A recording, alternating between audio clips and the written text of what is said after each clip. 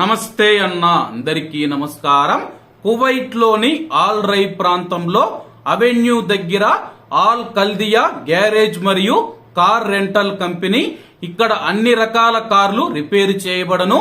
Oil change, engine repair, AC అన్ని mechanic పనులు చేయబడును.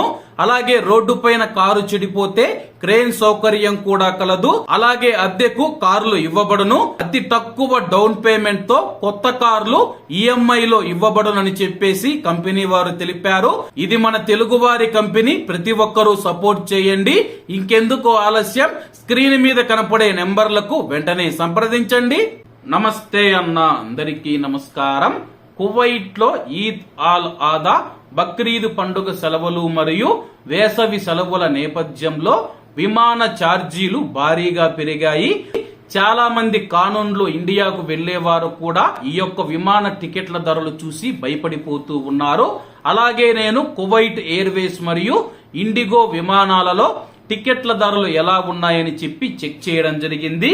అలాగే కువైట్ ఎయిర్వేస్ లో విమానంలో 221 దినార్లు, 135 దినార్లు, 166 దినార్లుగా అయితే టికెట్లు ఉండడం జరిగింది.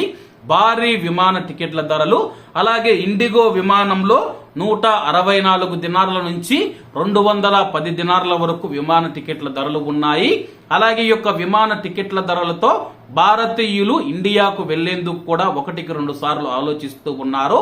ఎందుకంటే భారీగా పెరిగిన విమాన ఛార్జీలు తాము అనుకున్న బడ్జెట్ కు లోబడి లేవని చెప్పేసి చాలా మంది ప్రయాణాలు వాయిదా వేసుకుంటూ ఉన్నారు. అలాగే కానూన్లో ఇండియాకు వెళ్లాలనుకుంటున్న భారతీయులు కూడా తమ యొక్క ప్రయాణాల గురించి ఆలోచిస్తూ ఉన్నారు. ముఖ్యంగా సాధారణ భారతీయులు పక్కన పెడితే అకామా ఉండేవారు. అకామా లేని ప్రవాసులు ఎవరైతే ఉన్నారో వీలైనంత త్వరగా మీరు ఆ యొక్క టికెట్ తీసుకొని జూన్ 30వ తేదీలోపు కువైట్ దేశం నుంచి వెళ్లిపోయేందుకు ప్రయత్నించండి. ఇప్పుడు టికెట్ ధర ఎక్కువ ఉందని చెప్పి ఆలోచిస్తే గాని తర్వాత పోలీసులు పట్టుకుంటే ఫింగర్ పడుతుంది. అలాగే భవిష్యత్తులో కువైట్ లోకి రాలేరు. అలాగే ఈ యొక్క కానూన్లో వెళ్లడం వల్ల ఫింగర్ పడదు, ఎటువంటి జరిమానా ఉండదు.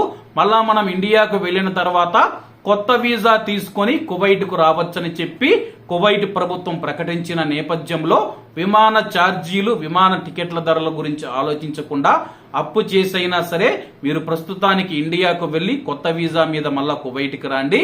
కాబట్టి కువైట్ లో ఉన్న భారతీయులు పెరిగిన విమాన ఛార్జీల పైన మీ యొక్క అభిప్రాయాన్ని కామెంట్ రూపంలో తెలియజేయాలని కోరుకుంటూ అందరూ బాగుండాలి, ఎందులో మనం ఉండాలి. అందరికీ నమస్తే అన్న, జై హింద్.